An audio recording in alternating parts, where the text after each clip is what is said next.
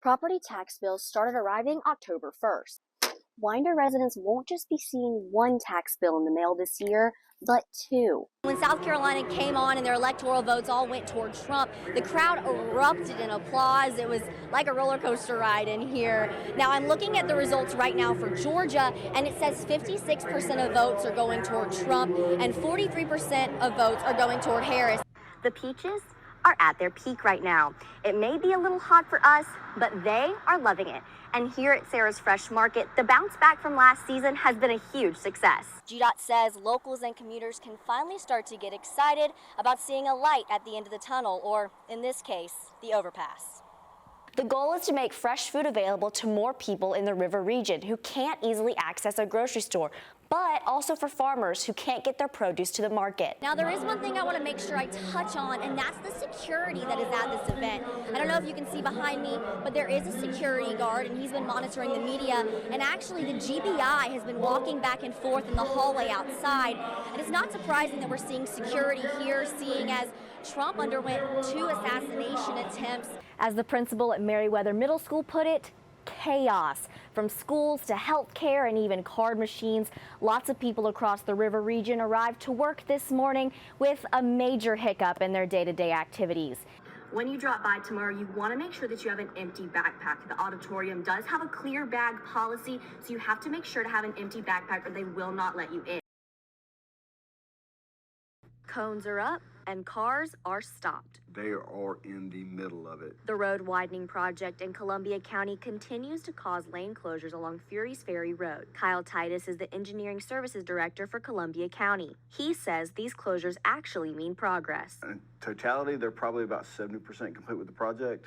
When you look at it, it doesn't look like that much. Titus says now that road work is in full production, they expect to finish by mid-2026. He says the project would have been completed in early 2026, but weather and supply chain demands caused delays. The repeated evening showers have really dampened their progress because each time it happens, they have to stop back, clean up the damage from the rain before they can really move forward. Philip Dukes is a manager at Wife Saver Restaurant. He says this has been tough on them. People who are used to coming home this way may be taking a different route home, so they're not passing by us and not stopping in. So definitely hurts business that way. Titus says they let county residents and businesses know 72 hours before a closure, but he is excited after 3 years there is an end in sight. I know how much of an inconvenience it is for the citizens in this county. So anytime I'm out on a job site and I see progress, it makes me really happy to see these projects come to fruition. In Columbia County, Elizabeth Hunter, on your side.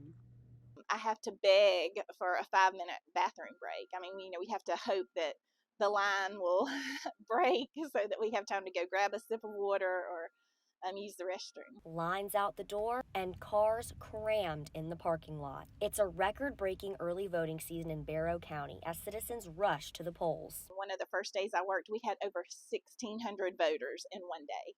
So, I mean, that's just crazy to me. 83,000 people live in Barrow. As of yesterday, 24,000 of those people have already voted. It's unreal comparing it to the primaries. The numbers are staggering. Hardin says that during the primaries, they only had around 300 people show up, whereas during this election, 1,600 votes were cast on Tuesday between absentee ballots and in-person voting. Sophie Smith went to early vote, and she says she went early to avoid the crowds, but that wasn't the case. Even for it being 10 a.m., there were a lot of people in line. I probably waited in line like 15, and then once I got in the building, waited another 5, voted, and then took a little bit to get out. Hardin says it may be busy, but she's happy to see people getting out and using their right to vote. I get sentimental. I mean, I love our nation. I love our flag. And just to know that people care.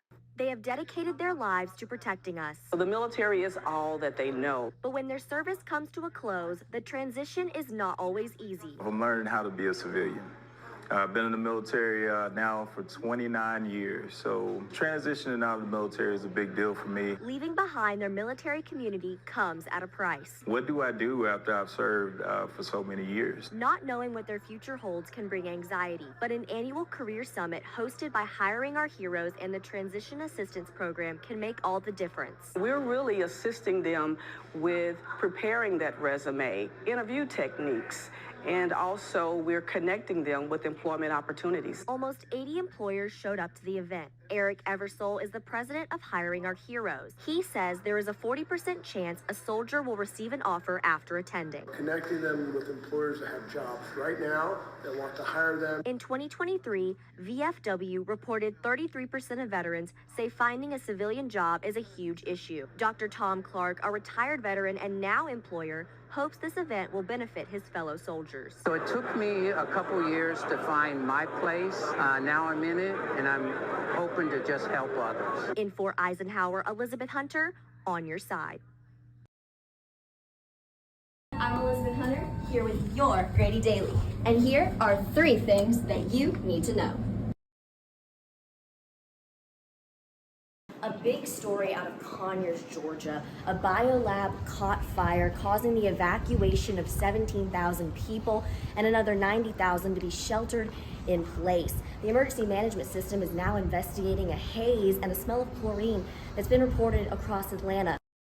Can you imagine being alive for an entire century? Well, former President Jimmy Carter will know all about it tomorrow when he turns 100 years old.